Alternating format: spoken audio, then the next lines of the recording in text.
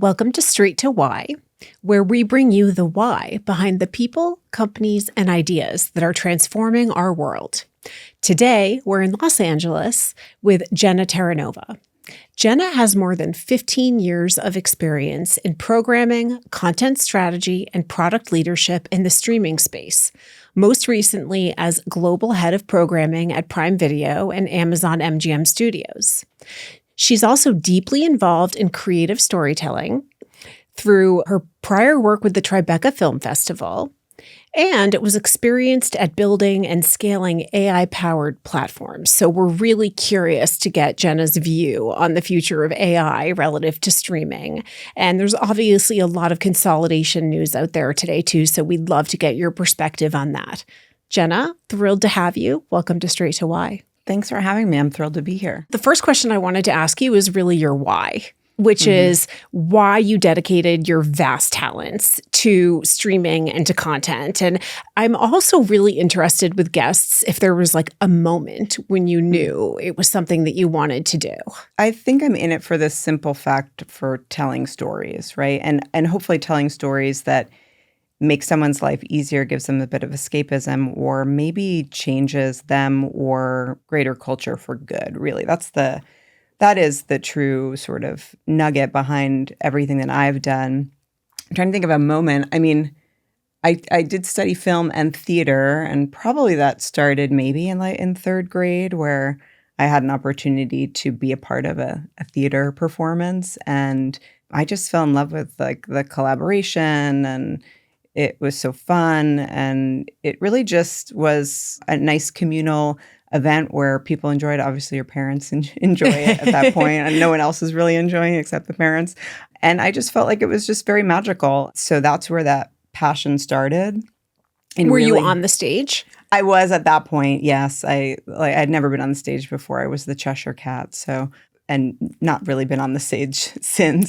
Like you do your things and the theater kids and all of that, which was really fun. But yeah, I would say it started there, and then just falling in love with movies, in high school, and going to the video store and all the things that you do where you just had a lot of time on your hands and you could do. Yeah, it really became, this seems really powerful and beautiful, and I loved art, and that was the pursuit, and that sort of led me to a lot of different companies that are about bringing storytelling to a broad audience. So storytelling is your why. Yeah. I love story. That. Well, I want to go to your last large job where you really helped scale Prime Video. And you did it during one of the more extensive expansionary periods for streaming more broadly. Mm-hmm. So I'm curious to get your perspective on, as a business leader, how do you grow? And how do you compete in an environment where it seems like there's ambition across the board, capital across the board, ideas across the board? It's highly competitive. What did you learn along the way, and what did you bring to that, and what did you see? I want to know everything about it. Okay. Well, yeah, it's a great question. I mean, I think what's interesting about technology and entertainment is they have a strong stomach for failure, and I think that's what makes them kind of a very interesting marriage. So having come from more traditional entertainment, working at Miramax and the Weinstein Company and Tribeca, I'd really been around where you could put a lot of effort into something and it not work out, or around something that, like, if you put a lot of effort, it can work out. Being comfortable with failure, first of all, was just reinforced and encouraged, honestly. Because if you're going to scale and you're going to scale quickly, you're probably not going to do it perfectly. That's really interesting. That's very uncommon. Elsewhere, the expectation is scale quickly with the zero failure. Well, I mean, that's for all the type A's in the room. Yes, that's the expectation. But it's not realistic. That's the goal. It's not, but I think you kind of, you allow yourself to maybe move quicker because you're not going through that sort of, the self-judgment or the worry about failing is not holding you back. Whatever energy you're spending on that is not holding you back. That's not everything about scaling. That's just something that's very common between both of the two sort of fields or arts and sciences in themselves. I think that scaling, really, to truly scale, there is this idea that you have to take care of whatever that precious is, whether there's something very particular that a company or even a storyteller has. And you have to figure out how to scale that. And if we're talking about scaling, that means, what is that, a broader audience? Is that a bigger audience? Is that, more eyeballs? Is it more time? How do you bring what got you there and grow it? And I think there's a lot of ways that you can scale, but always thinking about how do we protect what is important and what we think is bringing value to the audience or to the customer. And then you can create frameworks, best practices, a lot of organizational planning, tech planning, setting the right goals, setting the right KPIs. How do you measure as you go if you're getting there? But certainly, if the goal is to scale, you have, a percentage of the audience you're trying to reach, or a number of countries you're trying to go to, or a slate number of movies or TV series in a slate you're trying to reach. So you always have the goal, but you do have to bring a lot of people along with that. Mm-hmm. So communication becomes extremely important and sort of building those partnerships. So that's what I learned. I think even at Tribeca, we were growing. Now it's the Tribeca Festival because it's included more arts. And in order to stay relevant, you kind of have to build. But some things are not scalable. I mean, some things are great just in the size and the audience that they hit. And that's what I talk about, where if you go too fast, you don't take care of what first got you there, you can really dilute it. And the audience knows that they're getting something that is just more diluted than... What's a good example? Well, I think you could look at a lot of franchises through Hollywood, and you can kind of pick to say, hey, that was going really well. And then it was like, oh, it's a little bit too much. Let's slow down and let's sort of pace it out. I think the dream is always to take something really great and very small, and make it really big and make a business and have transmedia and be generating revenue from multiple places. And all to say that can happen, but you can also try to do that and it doesn't happen. So I think it's a very thoughtful process. Depends on what you're scaling, whether you're scaling systems or you're scaling AI tools. I mean, there's similarities, but I think when you're talking about entertainment, I think you really have to listen to the audience, and you probably do as well for products. So my recommendation to avoid that would be you need to have that constant feedback loop from who you're building this for and who you're trying to reach for. At Amazon, that was more working back from the customer, but you really do need that feedback loop in the process. So I would say, the closest example to answer your question clearly is probably when you're trying to go too fast on something that the audience really hasn't gotten a grasp on, or they've had too much of. In terms of the competitive sphere, when that's your goal, right? Mm-hmm. Getting to the right audience, scaling appropriately, or leaving it as is if that's the right answer. Mm-hmm. What are the competitive dynamics like when it comes to thinking about KPIs, looking for content? I'd love to get an inside view into content wars, for lack of a better term. I mean, I think if anything, most companies are more... I think from the outside, it feels like everyone's battling each other, but I think everyone's really just worried about themselves. Because if you focus on yourself and how you can be better rather than who else you're running against in the race, at the end of the day, you're running the race. They're not running it. They're not you. So I would say it's more of a deeper focus on how each company can do what they do best. And, of course, there's always times, like even in the festival world, where we wanted a film and another festival wanted a film, and you have to there's that competitive nature naturally in business. But I think if you stay focused on your business, then you're more likely to succeed. You can use the landscape as sort of benchmarks of where you want to be. But you can't overly focus, because you'll lose focus if you do that. Well, that's a good life lesson too. Mm-hmm. Stay in your lane and focus on what you're doing and don't worry about everyone else. In my opinion, when streaming first came out, I felt like it was a simple way to access content. Now it feels really convoluted. There are too many streaming services. I'm not sure how many duplicate subscriptions we might have across my entire family, including my children. Mm-hmm. Occasionally, I get bills where I think, who was that and when and where was that and how did that happen? Yep. How did that proliferation happen, and what do you think that looks like in the future? Do you think there's some I know there's consolidation more broadly in the industry. That's obvious. Right. But is that also going to affect how we get content? Yeah, I mean, maybe. And I mean, I think these patterns that are part of our lives in any other ways. Like, if you think about it as like growing up, maybe across the street or close by was like one grocery store in Connecticut where I grew up. We had to stop and shop. And now when I open my door, it's Costco, Whole Foods, Trader Joe's, Gelson's, a farmer's market. And great because I like this really particular chocolate bar from Trader Joe's, which is delicious. And I can get that. And then I can go and get produce from Whole Foods and bulk items from Walmart or wherever it is. So in some ways, there's like it should be convenience, right, for the audience and the customer. Well, choice is a good thing, that's for sure. But what happens is, I think, and most people feel, by the way, your feedback is what we know statistically audiences say everywhere. Like, there's too many choices. There's misattribution to, I watched that and it was on Netflix or it was on Prime Video or it was on HBO. Like, folks, they're not really almost reading the labels. And I think they're watching the shows, but sometimes they don't necessarily know where that show was from. I don't know where we bought this apple, but it was delicious, and I'll figure it out, and I'll keep going back and buying those apples. So in some ways, that's just been that change. But I think what something happened is that in some ways, entertainment, whether it used to be your TV set and you get through cable, we're talking years and years ago. Or you got in red envelope, you got your movies in the mail. I still remember those days, by the way. Yeah, that was really simple. They were fun. Yeah, fun and really simple. But what's happened now is, like, in some ways you can think about our streaming, it's productized entertainment for us. Like, all of a sudden, I'm opening my screen and I'm looking at several different products that have value inside of them for me. And it never used to be that way. It was more abstract. It was like I just turned on the TV and then all the products just came to me.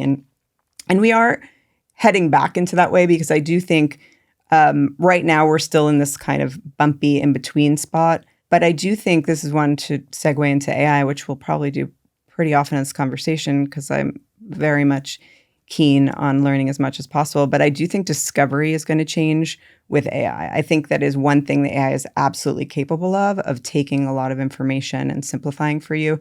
But also what's going on with agents right now. You mean agentic AI? Right. Yes. Like, you can make, a bunch of agents. Right now I could buy a Mac Mini and I could be running 4 agents that one's doing research for me, one's checking my emails, one's scheduling the kids' work.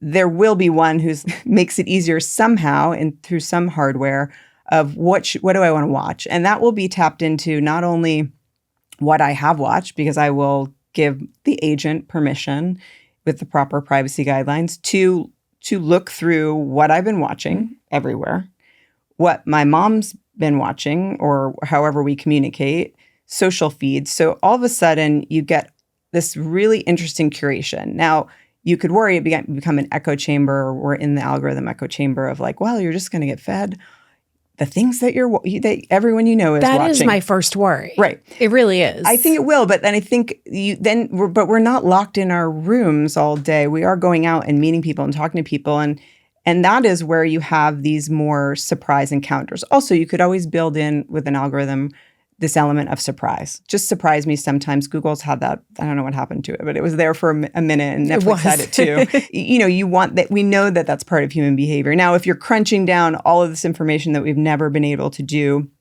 as we haven't had the power of AI and neural networks, like, then maybe we discover something really interesting, like there are actual patterns, go back on the neural networks. Yeah. What role would that play? I think basically it's about pattern recognition. What AI is very good at today is pattern recognition, and it's much faster, and it can look at many more data sets than we can. So when in my past work, I'm looking at data all the time, trying to understand and surmise what kind of behavior. We see behavior, then we see stated behavior. And so how do these connect, and are they actually telling us something? I battle with myself because I come from a more creative world where I don't want, data to tell me something that I don't know. But surprisingly, usually what data tells you is what you do know. So, but I do think there is this idea that, well, what if we crunched all of this behavioral data? Do we have a deeper understanding of the human condition, the human desires, human wants? I'm not sure we're going to get there yet, because I do think we often don't know what we want until we see it. Mm-hmm. And I think that we are biologically programmed for thousands of years to be ready for that and be excited about it when we do see it. So I think there's a lot of space for discovery of things that are unexpected. And I'm not quite convinced that it all can be answered with math just yet. And maybe nor should it be, right? So because your background is so much in storytelling, meaning that's your why, what do you do if the data says X and your instinct and creative intuition says Y? I think you go with why.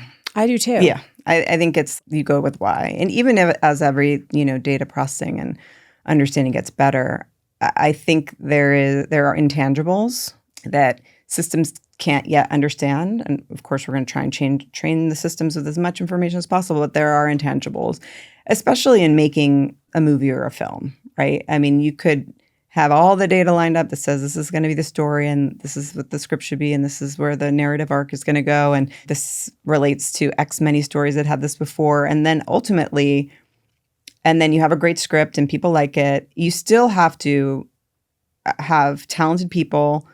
You have to cast it correctly. You have to have the right art direction. I mean, there's so many millions of things that need to go into micro things that need to go into making something really great. And so there's alchemy and there's that element of surprise when you get a bunch of people together to do something. Intangibles. It's intangibles. Absolutely. The intangibles are something that, I mean, I think that's the beauty of any human interaction is these intangibles. And so I think those are hard for systems to understand, replicate, duplicate. I think they can carbon copy. It'll look good, but really, I guess the best example, think about it this way. Think about food. It could work. Food. Okay, go. Well, food, yeah. So food, as we know it, like grows from the ground, we eat it, it's fresh.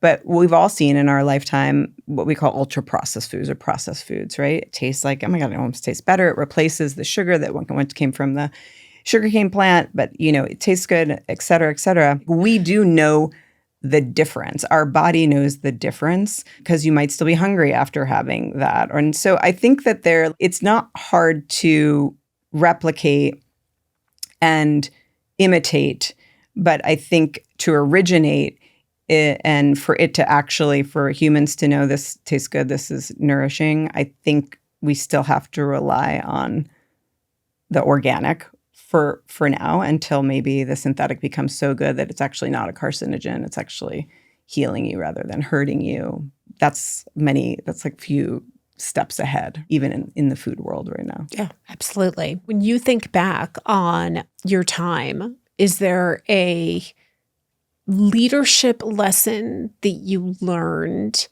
over the course of your full career in managing your way through the ambiguity between data and storytelling and what feels really authentic and natural versus what the data tells you to do? I think, the data is rearview mirror. It's looking back. Yeah. And maybe pattern recognition with these big systems shows us something we didn't see before. So that's like, okay, that's a new angle on the data I didn't think, but now that you've shown me because you can crunch that data and I can't do it in Excel. There's some predictive data now too that's pretty interesting. I think you can get close with predict. I mean, you can write models and bring different inputs and prediction get pretty close. Yeah. I think when you're dealing with the arts, like this is more like arts and sciences, I think it's trickier. Maybe in different, and I'm not an expert in every other field, but like maybe in the financial field it is because it is based on more math, that it is more mathematically understandable.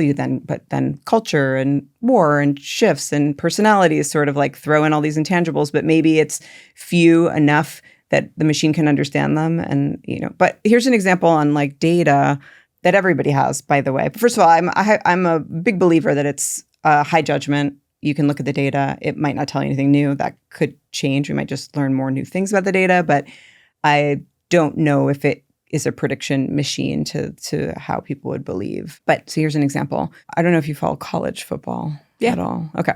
The Indiana Hoosiers were... Go Fernando Mendoza. Thank you. Oh, yeah, Miami. Duh. Why didn't I track that? Okay. So here's an example. You have Coach Signetti, who is an excellent coach, but he turns teams around. He could go and be the head coach at any massive university, decides to go back home, coaches for the nostalgia, for the sentiment, for whatever reason he did it. He went and coached his hometown team. And then he got off. Then he decided he wanted to, this was after Alabama. Then he decided he was going to go to Indiana. And everyone's like, why are you going to go to Indiana? And he's like, I'm not only going to Indiana, I'm taking my guys who are making like nothing. And I'm going to take these guys. And you take those people who are with you in the trenches, and then you go and do something big. I think you can say Moneyball, like you're looking at stats. AI is amazing. We can crunch, like we can have them wearing monitors and all this and know everything about them. Now, Coach Signetti had the same amount of data that every other coach had, and he chose Fernando Mendoza, who tried to walk on to Miami University. This is not really my story to tell, but it's such a good story, so I'll get in here. For those who don't know, he chose Fernando Mendoza, who at University of Miami walked on and was rejected. He didn't make it on as a walk-on. Yep. So then he went and played at another university. Signetti found Mendoza, believed in him. He was a B-level quarterback. He ends up believing in him, looks at something in him, and brings him onto the team. He ends up winning the Heisman, and they have an undefeated season, and like it just always makes my hair stand up. I love sports stories. And then they end up winning the college championships undefeated, and it was like against Miami. So it's super full circle. Total full circle moment. The story, I don't want the story's awesomeness to overshadow sort of the core point, which is everybody had that data, but Signetti knew something else or saw something else. And I just think that is an intangible, as we talk about.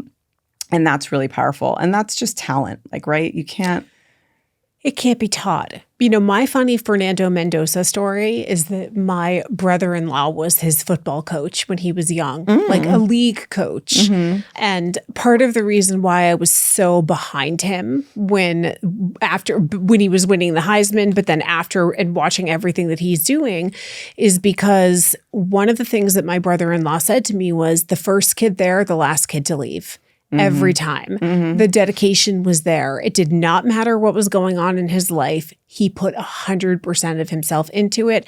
And he was always an ethical, good kid to have on the team. Right. That's an intangible that you don't get from data. That's something that you see on the ground and you're trusting your instincts. Mm-hmm. And the coach must have known and seen that.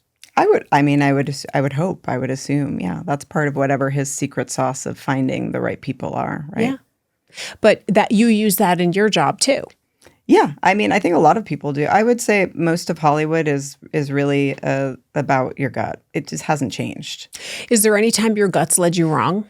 I was at a screening at Sundance. We were looking at a movie to buy, and I just maybe was distracted. I wasn't focused, and I was like, no, I don't. I'm not for it. And in that sense, it was a little bit of deference. So it's a different quality than I want to at that time when I was in my 20s. That's different in our 20s. Right. Yeah. Like it's like that. I think my gut was like, no. So I think, but that's the time you're honing your gut. And then that movie went on to do really, really well. May I ask which one it was? Waitress. Oh yeah. That was a great film. Yeah. And became a Broadway show and everything. And then there are other ones where like you try to get, like they're ones that you just know that are amazing and the filmmakers are amazing. And so my gut is usually right more than wrong. And that's because, in a sense, we are gathering tons of information.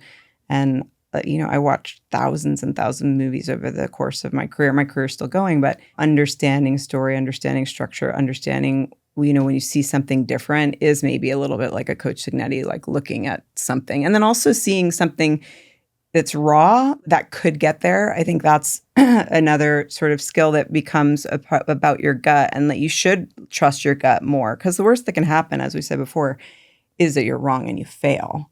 But hopefully you're more often right than wrong, so you're allowed to do that. And to your point, those failures teach us critical lessons. Mm-hmm. So it helps our intuition is almost like AI. It learns from our mistakes and hopefully gets smarter and smarter. So right. I tend to agree. I too tend to go with my intuition first. And occasionally it's wrong, but not that often. Mm-hmm. Okay, I want to switch gears a little bit and talk about consolidation in the industry and just get your general view on, there's obviously a tremendous amount of consolidation. what does it mean for the landscape going forward? And there's a lot of embedded questions in here, because when I ask that, I mean, like, what does it mean for the future of actors? What does it mean for the future of creators? What does it mean for studios? Like, and then add the uncertainty of the layer of AI on top of it. And I would just love to get your take on it. I know it's an impossible question to answer. I'll try my best. But you can certainly... What I know today. Yeah, you know more than I do. I'll tell you that much. But I'd love to know what you think what it may end up looking like. I mean, it's a great question. I think it's on everyone's mind. I mean, it's certainly been really fun entertainment for anyone who likes to read the entertainment news, to sort of watch this happen. I don't think it's a necessarily new place. I think, we've been here before. And when earlier, even in what you called the sort of streaming wars, that contraction or consolidation actually resulted in more TV series and movies. Yeah. So I'm optimistic. I'm not a Pollyanna. Like, I think there are people who are not working right now in LA. There are a lot of people, and it's a very serious matter. And when less is being made, then there's less work. So I want to be a realist too. But my hope is that with any consolidation or change in the players or in these studios or platforms, is that technology is bringing more opportunity to do more. And I do think that's how folks see it. And it's not only that, like those are really just the gatekeepers. And you think about what individuals or small groups of people could potentially do. I think that's where we just haven't seen the result of that. So to be a little bit more specific, right now you have YouTubers, they've made their own IP, they've created their own business, they've figured out their own distribution. Mr. Beast. Mr. Beast, my children absolutely. have Mr. Beast on all the time.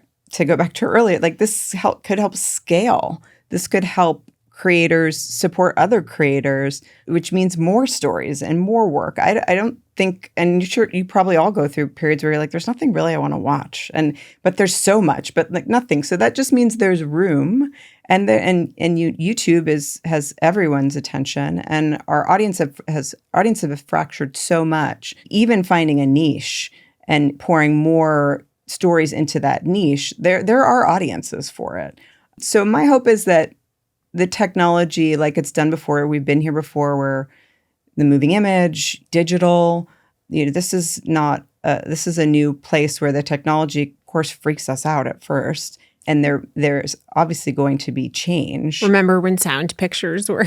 Yeah, all of that. I wasn't alive, but I've seen it. Yeah, exactly. Well, I remember even in VR, everyone's like, "This is the moment. The train is coming at the camera," and I was part of VR for many years, and I think this is like, and that's different because it involves adoption and hardware, and that's going to come around eventually in the future, maybe in not that exact form, but a certain form in a bigger way for us as far as spatial computing and wearables and all of that. But I think that, my hope is that it democratizes, allows more people to tell more stories, and also for artists to be able to create their own content, own their own content, similar to that sort of artist equity model that Matt and Ben have, where they really are trying to get the artists fairly paid for the work that they're doing. And that's not to say the other model with a studio or a big streamer doesn't get you that. That is a contract you enter into willingly, and you do get compensated well for that.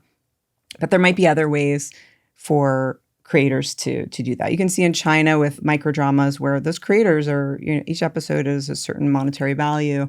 It's a model that's really new. People in the U.S. are doing. I don't even know what this is. What is a microdrama? A microdrama became really popular in China and all of their social platforms, where it's essentially a telenovela or a soap opera where they're micro episodes. Dosing you with it. Right. Micro episodes of and there are a little bit, if you dive into them, there are many genres, but really the primary genre that seems to be successful is for younger women, and it is like soap. It's relationship soap, coming of age, like understanding behavior and also fantasy, right? He's homeless, but he's a billionaire. And so kind of like Escapism, more fun, but it is like a totally new format that is restructuring story in a way, and people are really enjoying it. Now, the effects of sort of this whole swipe and the dopamine and all of that, that's a separate conversation, but we're going to feel some disruption, and disruption can bring good things and it can bring bad things. But I think this is where like you folks need to be really resilient, and they might need to be more self-reliant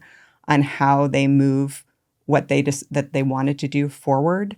Do you think it could be good for writers? I mean, I'm married to a writer, so if you ask her, she's probably like, this is not good. But I think if you are working in any AI right now, it's fairly generic when you use it. So, and it doesn't really, I don't know if it's capturing the human condition. Like, it's very good at imitation, right? So if you train it on your voice and you try to, it might be an idea generator. So I'm not going to say that.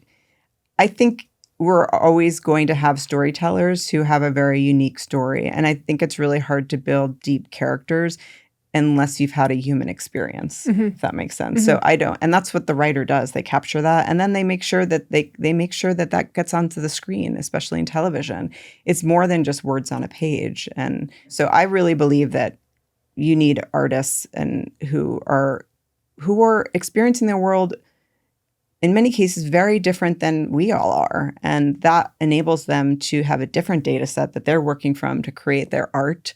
And I don't know, with all the data in the world, I hope that that's not ever something that that changes. I'm probably going to be proven wrong in saying this, but there is such a difference between something written by AI and not, still to this day. And AI does not have the capacity yet, and again, it may in the future, to really understand humans or to tap into the human condition in a way that's authentically going to resonate with the right audience. Yeah. Where today, again, that could change. Yeah, I agree. And mostly, like, if you're working with Claude or you're working with different things, you're working from a foundational model. You're working from the boil down of, like, all the information in the world. Right. And that is only going to create something unless there's a way where you can build another model on top of it that maybe, let's say and you never do this, but like you train it on something in particular, and then you maybe get new nuance. But at the end of the day, it's not going to be fresh or feel as human. It's almost like food. If we go back to food, like, does it still taste as good? It's not me who's going to be the judge. It's going to be the audience who judges. Right. It's like, it's not any of us. Like, I can't tell you. At the end of the day, is like, are people watching it, and are people okay with it? So I think there's probably in parallel, we're going to be working very traditionally, non-traditionally, and maybe completely synthetically. And we're just going to navigate that as an audience and see, like, is this, even with Gen Z right now, and I have Gen Alpha kids, they are rejecting a lot of the things that we thought were going to last forever. The Gen Alpha kids are not getting phones. They're not probably going to be on social. Like, there are some changes that are happening. They want to go to the movies. They want to listen to a record. So I think we are not a monolith, and we're not going to continue the same behavior. That behavior changes. No one's smoking cigarettes everywhere now. I mean, it's very rare. Like, so things can really change. So that's where my children are Gen Alpha too, and I don't see them going on social media. They think Instagram is lame because I'm on it. They make fun of you when you say 6, 7. Yeah, well, I did the 6, 7, and they're like, "You're 6 months too late," and maybe 7 months too late. Mom. It's over, by the way. It's way over. Who I'm aware. I've been lectured, children. I hear you. So when you think about the worries that some actors have raised around their images being used via AI and what AI could mean, what do you think about that?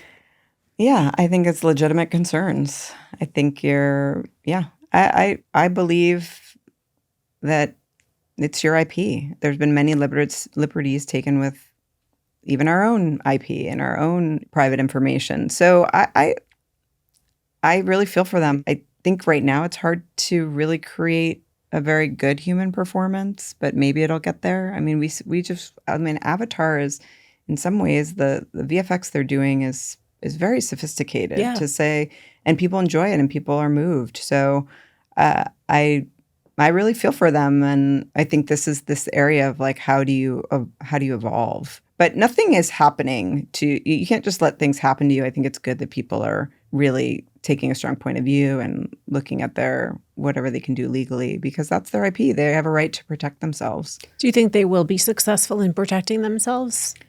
I mean, I hope. I do too. I hope what happens is fair. Let's just do the fair, decent, the right thing. The right thing. And I think this is an industry that, generally has done that and cares about those things. But no one's going to, there's always a fight behind something, that is important. And I think that's just for everybody. You have to have a point of view and do something about it. And you'll see what happens. But personally, I've seen a lot of really great things, but there's something about two people in a room having a conversation, doing a scene, trying it a lot of different ways that I just think there's really, really micro expressions and feelings and chemistry, the intangibles that I don't know. I wouldn't want to lose them. So I think for certain mediums, it's a little concerning because you don't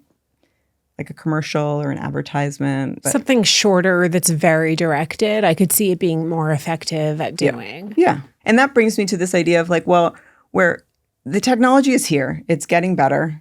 And how do you use it to your advantage, right? How do you take it as another tool to put in your shed? And there have been filmmakers like Robert Rodriguez who edited in camera so he could, get beyond those constraints. So the tools have their own constraints. That doesn't mean they're not good enough, we can't use them for anything. It's no, actually, you could make something really interesting within those constraints, like a Dogma 95 where, the film movement where there were very strict rules of you can only have available lighting, you can only do these rules. Well, they're right now where the tools are, it feels very conditional. There's only certain things you can get away with. So leaning into that could also be a really unique way for new artists and new storytellers to come out. I'm all for leaning in and sort of more than just riding the wave, but being a part of the wave to be able to kind of be out on top in the end, right? I'm with you.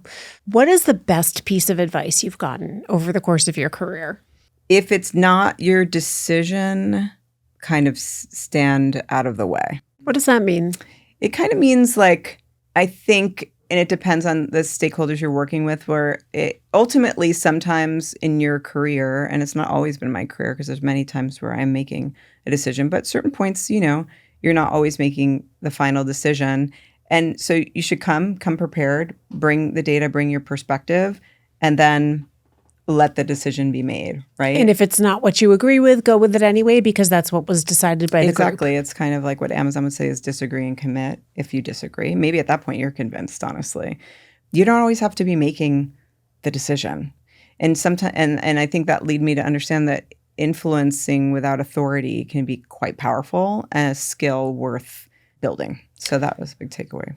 On a similar note, one of the things I loved about working for Jeff Sprecher at Intercontinental Exchange is that his view of management committee every week was come in, disagree, whatever we decide in the room, we're deciding in the room, and it doesn't go into the halls after. There's no debate. Everyone get on board. We've made a decision. Let's move in that direction. Very similar. Yeah. Very similar. I think you have to. And I think that to bring it into more of a microcosm, even when you're on a film set, you've made that decision, you're moving on, right? The tape is rolling or there's lunch, you got to move fast. So I think that, even in a boardroom or in that setting, it feels like there's the comfort of time, but there really isn't. You just got to make the decisions and go. Yeah, I agree. Okay, could you give me a little bit of background at the outset about your career? Yeah. But I didn't do you justice in full background. So could you share with our listeners your full career? I would say yes. So I grew up on the East Coast. I went to school upstate at Cornell. I played Division I soccer. I was a captain there.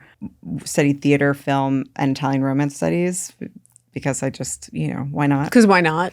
Because then I got to study in Italy and learn a language. I'm fond of languages. Yeah, thank you. And I don't know what I was going to do with it. So then I went to New York and just started interning at a film distribution company called Cowboy Pictures at the time, which they did really cool, like Lynn Ramsey's first movie. Lynn Ramsey is still making movies.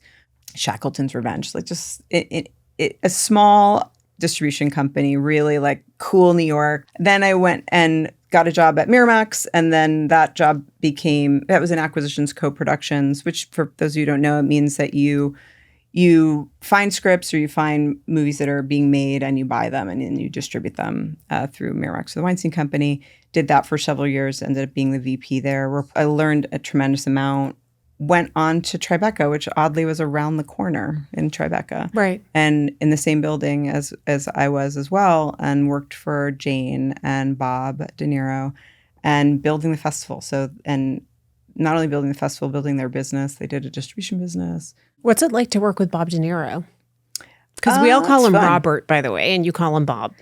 Well, I mean, yes. I mean, he's Robert De Niro. I mean, I don't know. I just think he's an icon, and I think he's a really good human being. And honestly, like, Jane is really his partner through and through, and she's a huge driving force as well as him for that. I mean, it really have to remember, it really, for those of you who are New Yorkers, it really came out of this 9/11. Oh, yeah. Such a tough time, And by the way, 99 Hudson and 375 Greenwich are right there.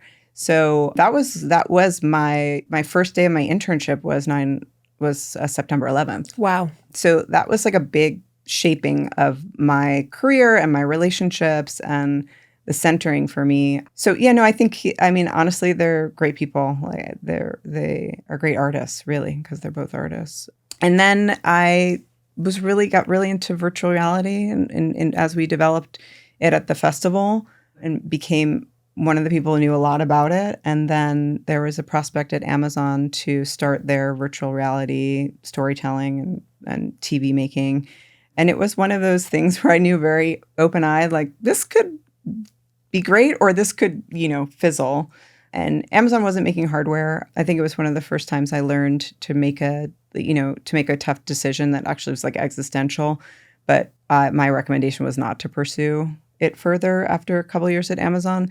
And then I segued into building the programming team, building up that function at Prime Video and the studio, and working really closely to acquire a lot of the IP that you see now, like Summer I Turned Pretty, just a lot of really great content. Reacher at that point, figuring out how to use all the great tools that Amazon had, how to connect all the great companies that Amazon had to build a really robust, scalable content business.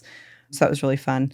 And now I'm on to my next. I'm looking for my next chapter. I'm really, really interested in AI, but want to really preserve where I came from and my roots. I think that's imperative to making the industry more successful.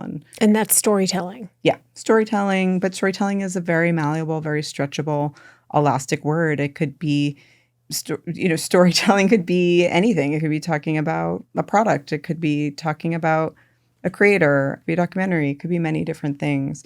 I mean, I think we still just scratched the surface right now. When you talked about consolidation, here's just an extra thought on consolidation.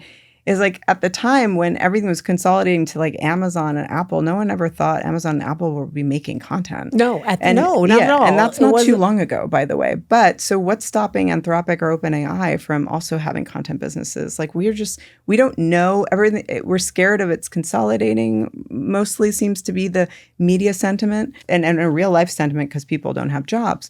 But my hope is that this opens up other players to kind of step in and what we haven't even seen before. It's a fair point, and it's a hopeful one. Yeah, I'm very hopeful. This is a question I ask almost every guest, which is any mentors who have shaped you over the course of your career. And sometimes they don't give you good advice. So even if it's bad advice, I'm curious to hear if there's been anyone influential in your career who's really helped you navigate life in this particular field. Yeah, I mean, when I look back, it is mostly women who've had longer careers and who have been there. So there aren't that many women, though, that are on the technology side. On the tech side, yeah, no, I think on the tech side, well, I mean, there's Vicky Dobbs-Beck, who was the head of ILM, who works with Lucasfilms and really a pioneer in a lot of what you've seen in the VFX world.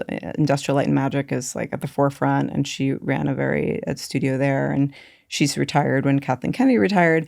And so, yes. And in I would say in tech, there are some really great women. I would say in entertainment, Jane Rosenthal, who is co-founder of the Tribeca Film Festival, she kind of showed me where, just for vision, right? Because that festival, it started out of 9/11, and what it's become is really just having a vision and then not being afraid, and especially and being really curious about technology and excited and curious about artists, right? She was in very early with the Daniels, and many people know it. Before they'd even made any movie, the Daniels did the Oscar award-winning Everything Everywhere All at Once.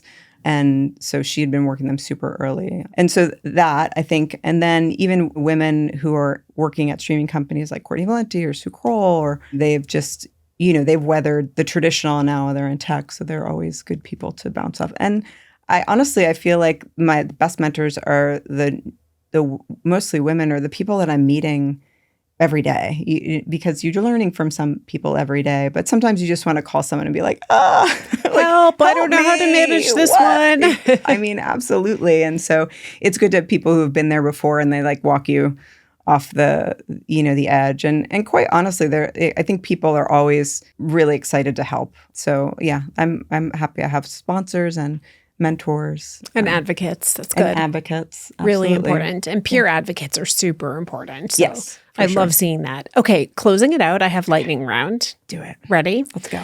Okay, favorite TV program currently watching, and why? Not just what it is, but why? Well, I finished it. I would say favorite because I finished it. Pluribus. I really loved. Where is Pluribus streaming? On Apple. Okay, I haven't seen it yet. Yeah, I